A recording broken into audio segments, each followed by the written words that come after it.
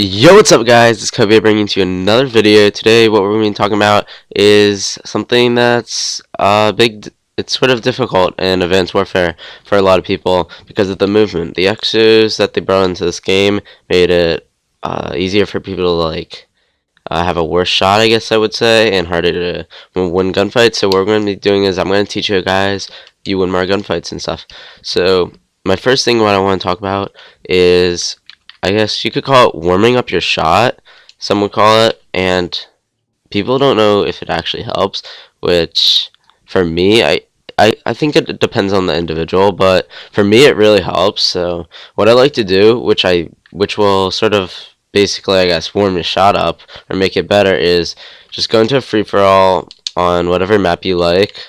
So, I mean, you want a small map, so I'm picking Detroit, and you should warm up for at least 10 minutes, but I usually just turn it off and then make the score unlimited, and then I'd recommend the Raider on, and you can have, I would recommend 11 bots, and to make the mixed or veteran, definitely, or you make the Mercury, it doesn't really matter. I'm just gonna make the mixed for this purpose, and then just literally you're gonna just start the game and just kill things, and it really helps your shot, in my opinion, because you don't want to get into like a competitive game or like a team scrim or a tourney when when you haven't even played, and your shot for the first two games probably will be a little bit off, and that could hurt your team. So that's why warming up is definitely good, as when you do go into your actual games, your shot will be on, so you won't have to waste that time trying to get it on.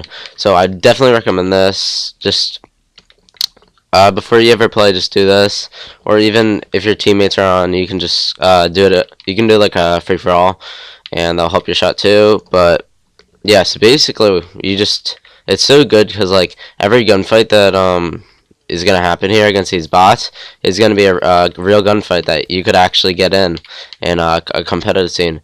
All these gunfights will happen, I guarantee you, at some point. So you'll sort of just be a little bit more experienced with them, I guess you could say. But something that also helps your gun skill and you win gunfights, in my opinion, is just your movement. You need to have good movement in this game, in my opinion.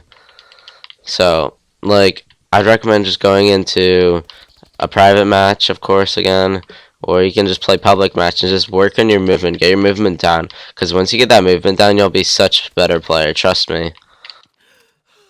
I mean, it takes a while to get your movement down, but once you get it down, you'll definitely see how much you've improved and everything. So, I would definitely recommend you guys. It'll definitely help everybody. Even if your team's movement isn't that good, just tell them to do the same.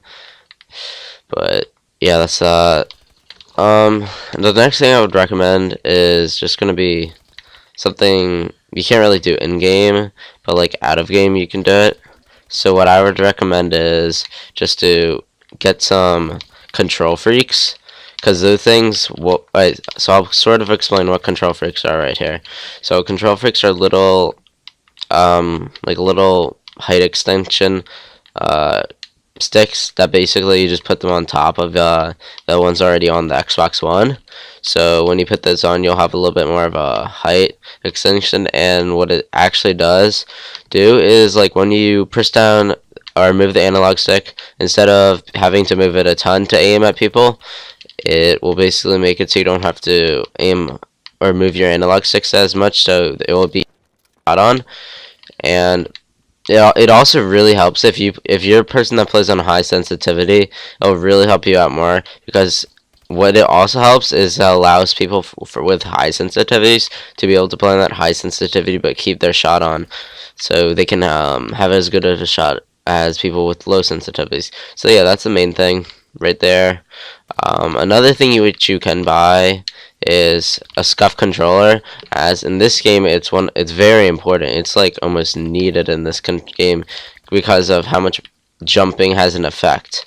Literally, jumping helps you, and it's so much harder. So let's say you have default or even tactical, but you don't have a scuff. That's what I'm just saying, a regular controller.